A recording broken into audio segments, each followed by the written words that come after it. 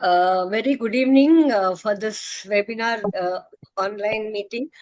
Sorry that we could not have in-person meeting because of a short time period and you're also very busy. But however, we thought it was very important to have this because this month is, yes, we are actually talking about uterine cancers awareness month. This is an uterine cancer awareness month. We're not talking about cervical cancer or not talking about other cancers in women, but this is mainly about uterine cancers.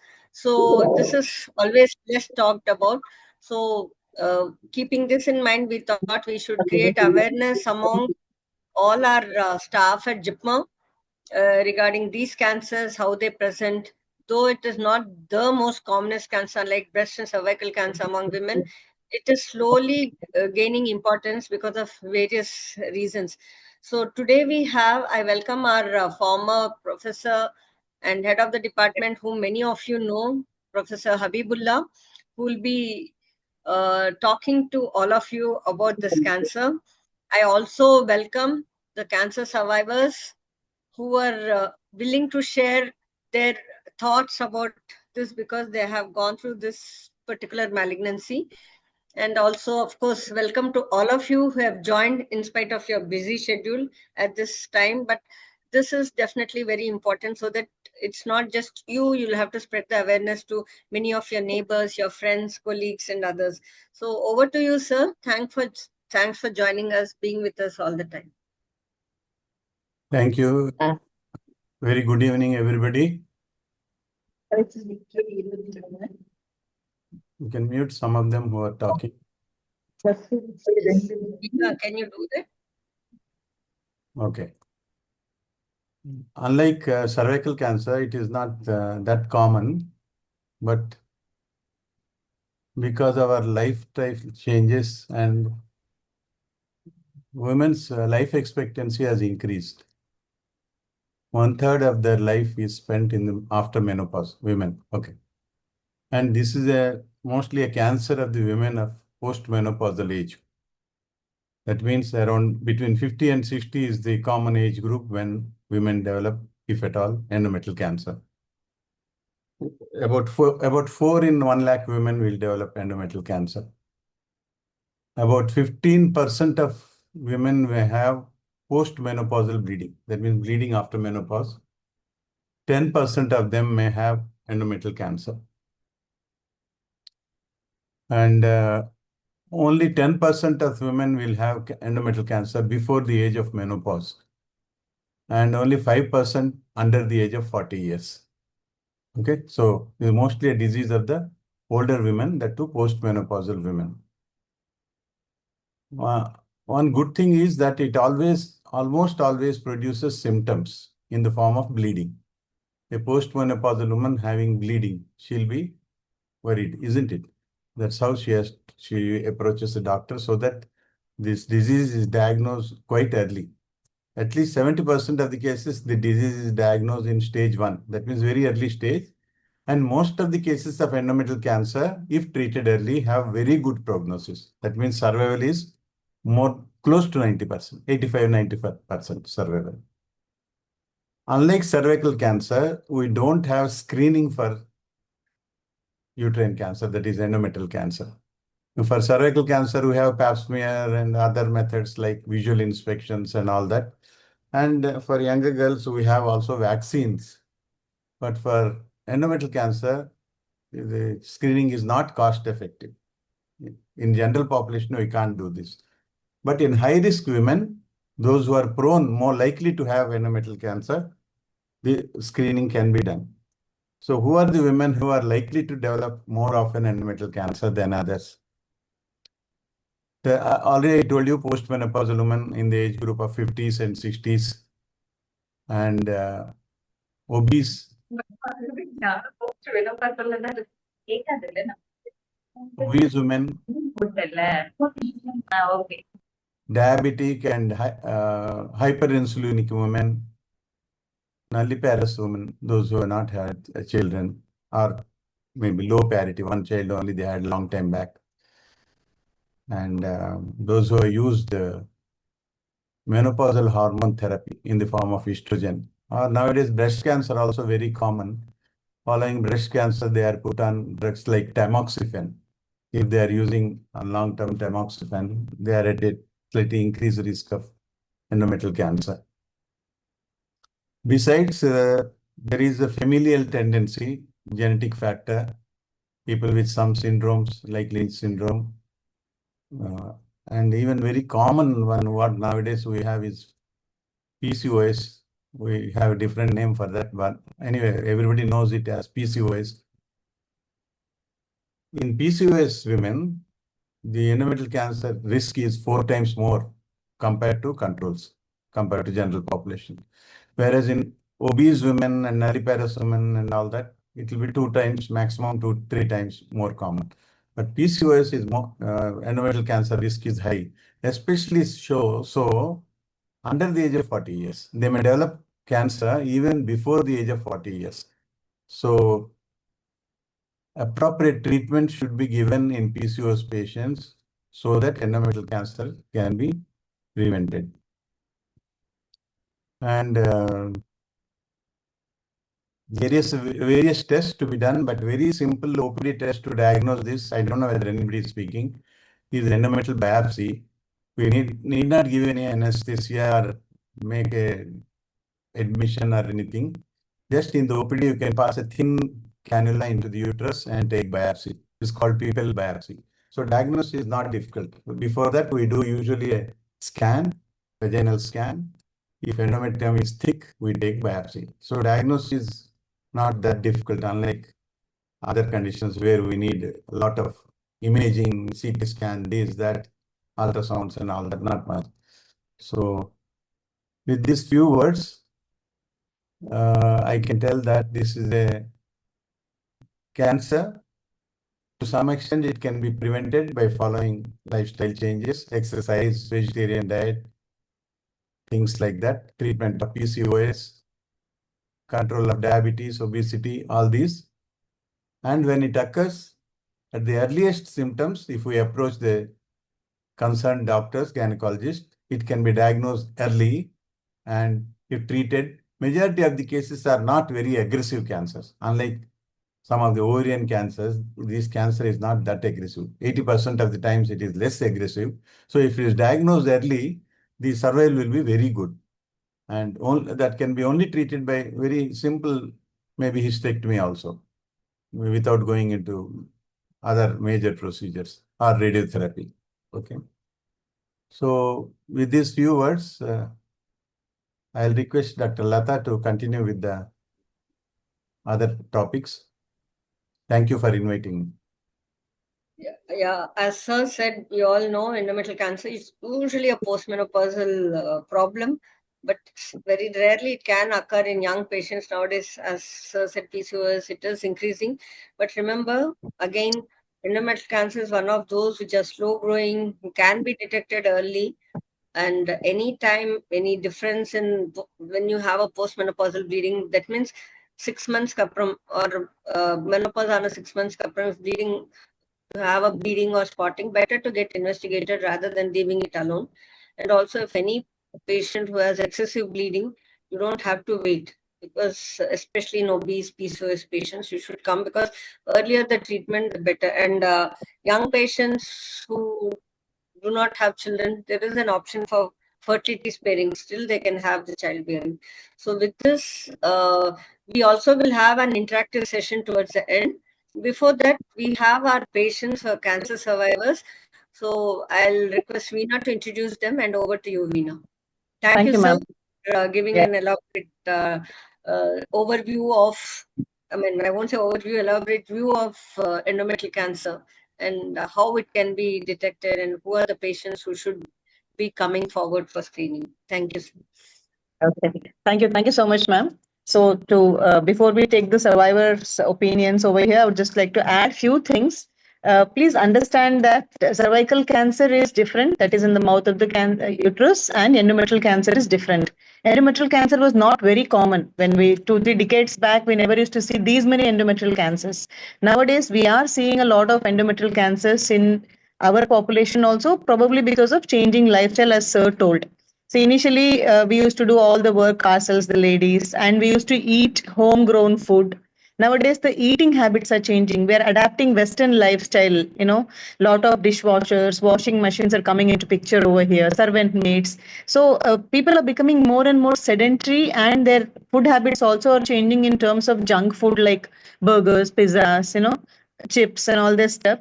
So that is what is causing the shift in the rise of endometrial cancer. And it's very important to remember that we need to remain active, prevent getting obese, that they are the preventive factors for you. And as sir rightly told, there is nothing we can do to detect it before it becomes cancer in pre-invasive stage. Actually, we can mainly diagnose it in an early stage. That's what is most important here. So please don't ignore any abnormal bleeding.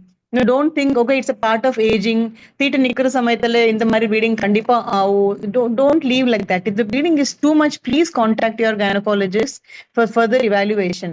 And postmenopausal bleeding is one thing we should never ever ignore. Even if it is few drops or whatever it is, please come to us as soon as possible. When we diagnose early, the treatment is extremely simple. It may just include a simple surgery which we can do even by laparoscopy or robotic, a minimally invasive surgery. It need not be an elaborate radical hysterectomy or a big laparotomy and all this stuff. For endometrial cancer, we have enough data available to say that disease can be treated by laparoscopy itself. So we can offer it that if you come to us in earlier stage. And one more thing is, like, we are seeing nowadays, as ma'am told, in very early, even younger women who have not finished their family also. For them also, we have an option of fertility sparing treatment. So once you approach your hospital specialist, you will get to know about all this. So please don't hesitate to approach us in case you have any kind of bleeding problems. Okay, that's all from my side. Now we have three patient and patient attenders with us. Each one of them had presented in a different level for us. Like one of them, only surgery was enough. Other person, a minimal vaginal internal radiation was enough after surgery. Another patient, a little more than that. So like that, we have three different patients here. First, I would like to call Pushpa ji to please speak about your experiences, ma'am. Are you there, Mrs. Pushpa ji? Is the Samarth? I just logged in through his account. Okay. No problem. Okay, sister. Pushpa ji, please tell about your listing, how it was diagnosed and what was done and all. Good evening, and thank you so much for inviting me to be part of this program. So it has been just say 15 months since I had to go through this journey. No one would like to go through this, but okay, it happens. So for me, initially, it was just like little spotting once in a while, maybe once in 2 weeks, and I was also ignoring it for 3 to 4 months. We are normally hiding these facts from the family also, that we never discuss openly. In spite of education and all that, we still feel embarrassed to talk about those topics, and that's what exactly I did. So another thing is, I was having regular master health checkup every year. So in December, I was told that the uterus lining has become thick, but I just heard and ignored. I never tried to understand what it is. So that's a very unfortunate thing, that we don't take things seriously. Especially for ourselves, we don't take things seriously. But still, after 2 to 3 months, then I was advised by my doctor for diabetes. I have been diabetic for many years. So he insisted that I should see a gynecologist.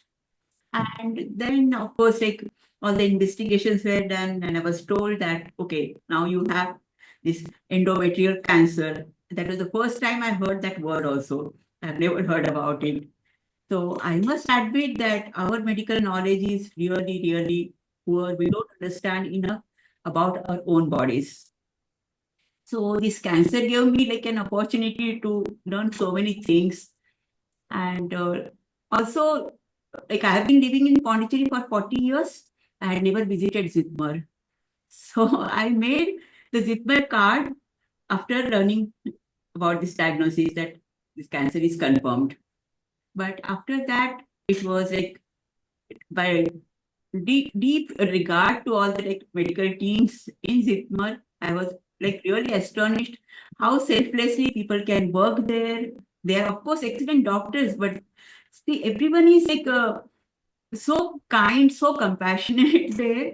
So that was the biggest lesson of my life, that people can be like that.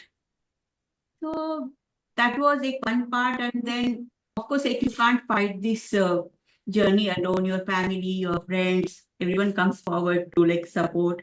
And I think that makes a lot of difference. Another thing I would also like to add is like no one should actually get scared. Once you are told, you should never get scared. If you have like little bit of resilience, little bit of faith in God, then things can be easier for you.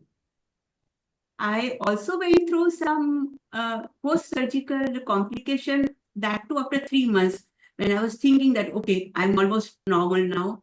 And suddenly one day, like I have to face this some complication. Again, I was not knowing even the words like lymph nodes and all those words I had never heard in my life also. And there was some infection. So that was also treated so successfully at JIPMER that I can't really express how grateful I am for all the treatment I could receive in time. At the same time, I would also like everyone to understand that it is very, very important to be open about these things. I remember that my mother, at the age of 80, she had bleeding and she was so embarrassed that me and my sister-in-law had to take her to hospital without the men in the family knowing about it. She didn't want that anyone should know about it. So my own mother, she was like just having bleeding, and then of course we did the biopsy and all that, and there was no cancer or anything. Same happened with my mother-in-law also. So like these are the things somehow in the society, like people should be open to discuss this. Yeah, rightly so. Thank you so much, Pushpaji. That was very nice of you to come and share your thoughts. Thank you so much. Please be with us. We will be speaking to Mrs. Deepshikaji after you. Thank you so Yes, much. yes, Can thank I you so have much. Mrs. Deepshikaji, please? Deepshikaji, aap hai? I Yes, hope yes, she's I am there. laughing. I am there. Yeah, Yes, of course. please, please, please. Put Here on I your am. camera, Deepshikaji. Camera on kar lijiye. Okay. Yeah, The please tell only your thing is that experience. I'm not much used to these meetings. That's the reason. We are seeing you. Welcome. Yeah, it was very nice, Pushpa sharing uh, her journey through this difficult period. I had my I had this spotting. I was very busy with my works, and I had spotting. I saw 3 or 4 times, within every 2 or 3 days. Then I said to myself, first day, I said, how can it be? Maybe by chance something. But then when it happened 2, 3 times, that is within a week only. I did not wait, like just now Pushpa said, a couple of months. Uh, Within a week only, when I said, what's wrong with me? So I went to Ashadi.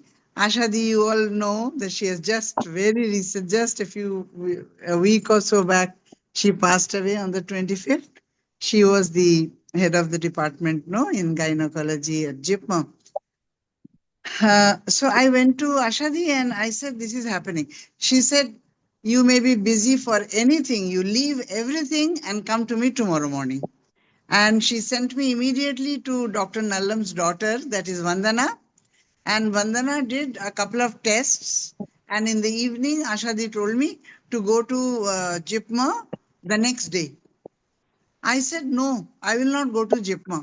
I can't imagine, because every time I've gone there, the lines are so large, so big, and it's very difficult because my age was 78, no, maybe 77. Now this year I turn 80. So I said, no, Didi, I will not go there. She said, that is a super specialty thing and you will not disobey me. I'm writing a note to Dr. The head of the department. Oh my God. I think I'm losing these names. I'm very sorry. Gauri. Yeah. Dr. Gauri. And you will immediately go there. And I came the next day. And what can I say? Then, of course, she got the tests done. And then what happened?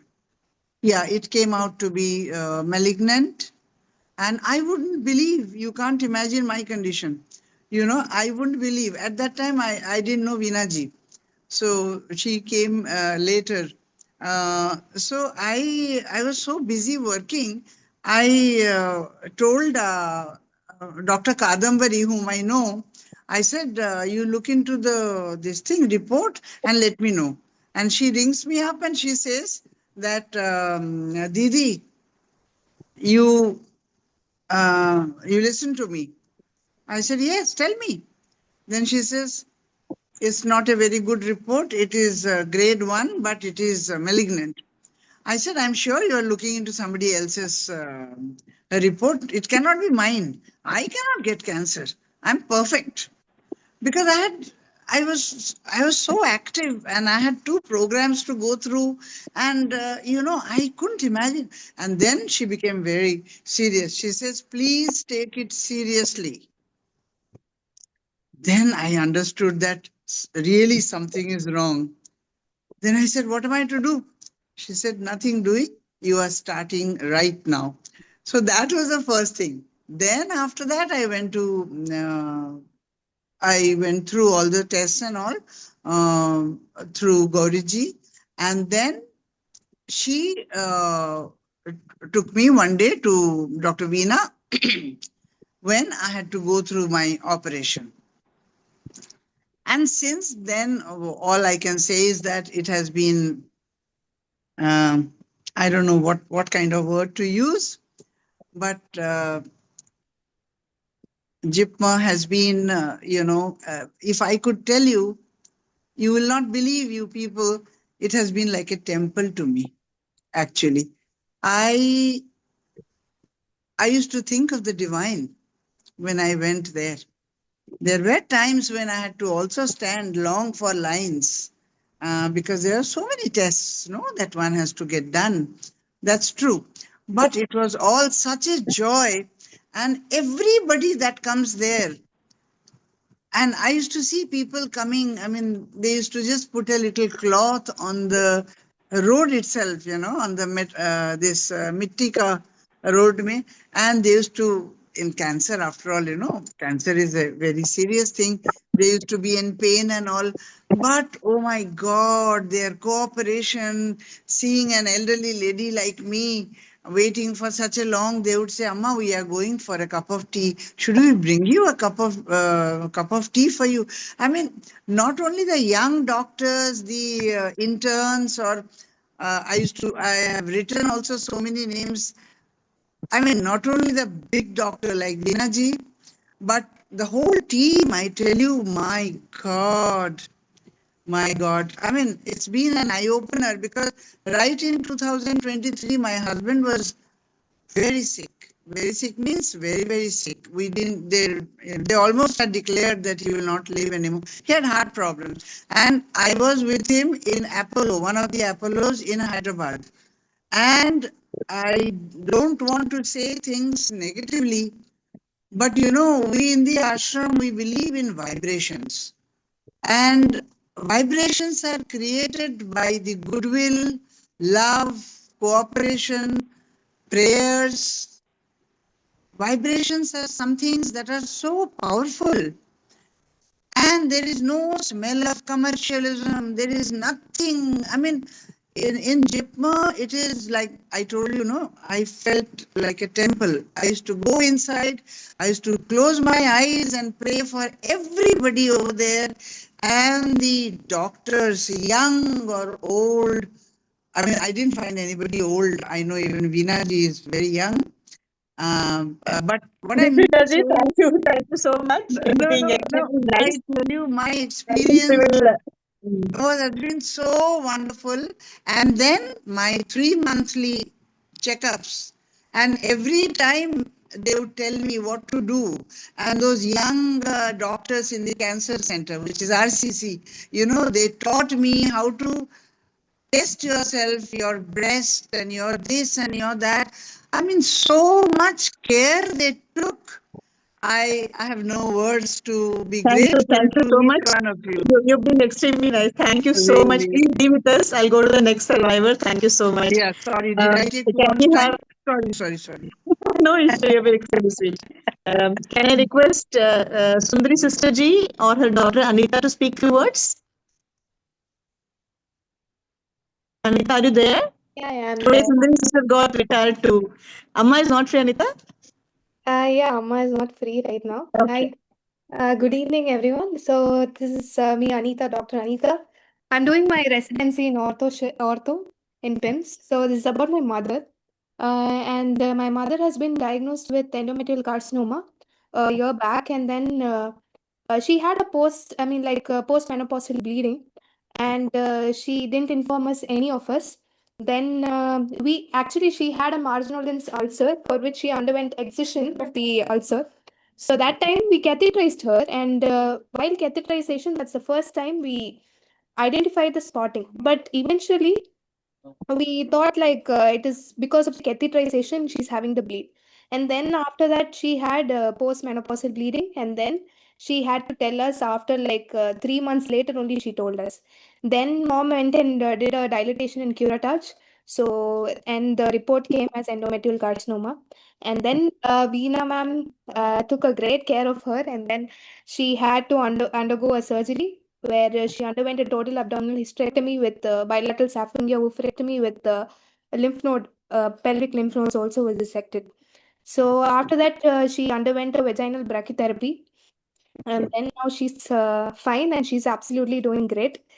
And it's an awareness for us. Like my mom, she's working, she's in a medical profession, and we are all, me and my brother both are in a medical profession, and still my mom ignored it, and we also didn't take it as a big issue. And it's a lesson for all of us, and then we have to learn from it. So thank you so much. Thank you so much, Anita. Please convey our wishes to Sister Ji for a very happy retired life. Thank you. Thank you. So do you have any more Ma'am? any of those what to say, people will be talking to us about their experiences, or only three of them? We'll go for the question answer session, madam. Yeah, I Anybody think has, so. they can unmute themselves I and should speak. thank all the three people. Of course, in the short notice, you could get three of them. We couldn't get. Yeah, actually, there are lots more patients. Actually, it's quite satisfying, especially with endometrial cancers, because luckily they are slow growing and we detect them they're present in early stage, and most of them are very, very early. We don't really see that late stages, luckily for them, most of the times. But however, again, a word of caution: any postmenopausal bleeding, any excessive bleeding, you should always come and get yourself examined. That becomes very important, and lifestyle is very important, not only for you, even for your children, especially as sir was saying, we're all saying about PCOS and obesity. That has to be controlled right from childhood. It's not about, okay, we will do it later. அந்த மாதிரி நடக்காத விஷயம் இது நம்ம சின்ன வயசுல இருந்தா we should be very careful about our food habits, our exercises, and obesity, which is one of the leading causes, risk factors for developing endometrial cancers. So we are open to questions. I request all of you to mute one by one, unmute one by one, and then please put your questions to us. If you are very hesitant, you can even put in the chat box. Please go ahead. We'll be very happy to answer all your questions.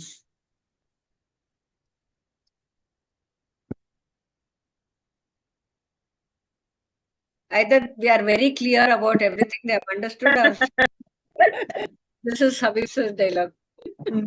Or everything went above the head. I think Ma'am, can I ask questions? Yes, who's this Sarasu? Yes, ma'am. So, just for general sake, what would be the age criteria, like beyond which we have to be mindful and watchful of the symptoms? And I hear that there should be a spotting. Even before the spotting occurs, do we have any other signs and symptoms through which, just like cervical cancer, is there any screening procedures or beyond which we need to be mindful of the signs and symptoms, because most of the time we ignore small changes which occurs. And That is so. yeah. As sir has already said, there is not really much in screening for endometrial cancer.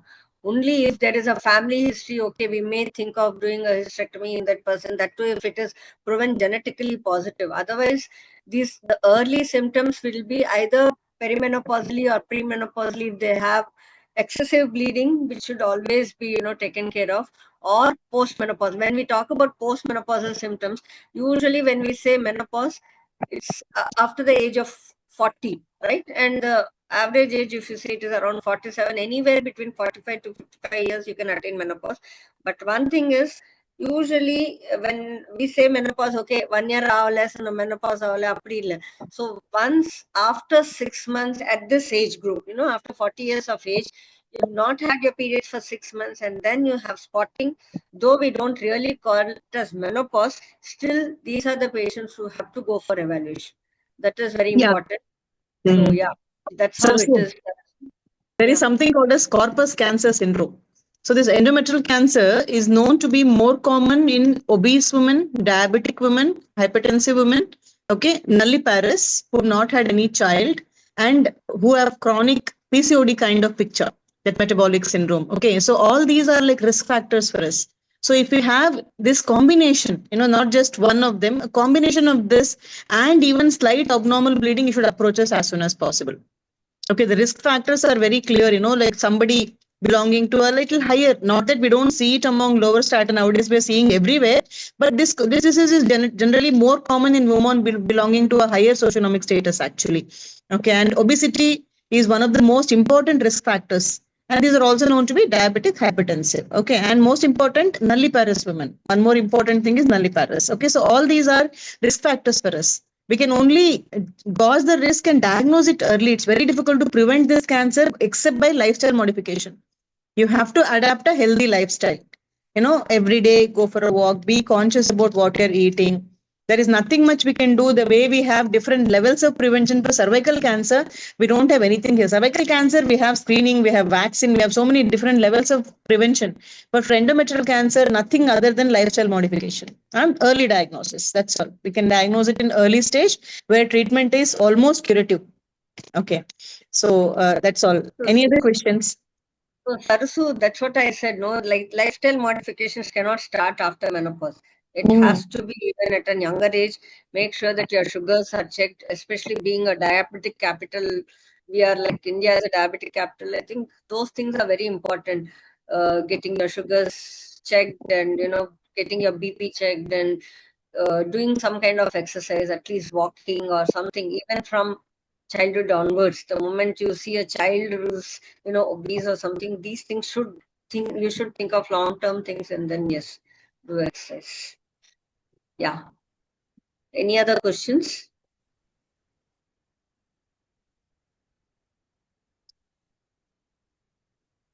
Sisters, நீங்க கேட்கலாம். Sisters G, yeah. I think they're all now well aware of what is happening in JIPMER and so many talks over 2 days. Yeah, we've had multiple programs actually. It was nice. Good uterine cancer awareness. If there is nothing else, I think we'll call it a day, ma'am, and ask Sukanya to give the vote of thanks, please. Yeah. Last time, any sisters, anyone wants to ask sisters, and I think some of the staff members from JIPMER also have joined. Any doubts? Otherwise, yeah. I think Sukanya, you can go ahead. Okay, ma'am. I'd like to take this opportunity to thank everybody for showing up in large numbers and also being so actively participating in all the programs that we have conducted in the last 2 days. I'd also take this opportunity to thank Latha ma'am and Veena ma'am for doing all what they can in such enthusiasm and always being approachable and coming up with good ideas to spread awareness about this cancer. And thank you, Habib sir, for joining us also. And thank you all the patients. I think they spoke very, very well and it was very warm and touching. Thank you very much. And thank all the participants. Yes, sir. Yeah. Thank you. Thank you. Thank you so much, everybody. I am seeing Sangamala Selvi sister after a long time. Yes. Where Yes, is she? Hello, she is sister. there. Sister G. அதான் பேச பாக்குறேன். மாட்டீங்களா? பேசுங்க. Unmute பண்ணுங்க. Unmute பண்ணுங்க sister. நீங்க ரிலாக்ஸ்டா பேசலாம். அன்மியூட் பண்ணுங்க. ஆமா. Sir, good evening to all. Very happy to see Sir Habib sir for long time. Good evening. And ரொம்ப we- நாள் ஆச்சு பார்த்து. Sir, now only finished that farewell party. Otherwise, more people to eagerly wait for to joining this topic because this topic is very much interested and very much need for to us. After retirement, so many nurses undergone for CA, Yes. uterus, breast. So definitely, this is purely need for our nursing department. I am request to Veena ma'am and Latha ma'am to conduct separate workshop program for to That us is- to know they can lot have. of things about this. Many Yes. of the nursing professionals are not aware about the what is the pre-preparation, how to go for checkup.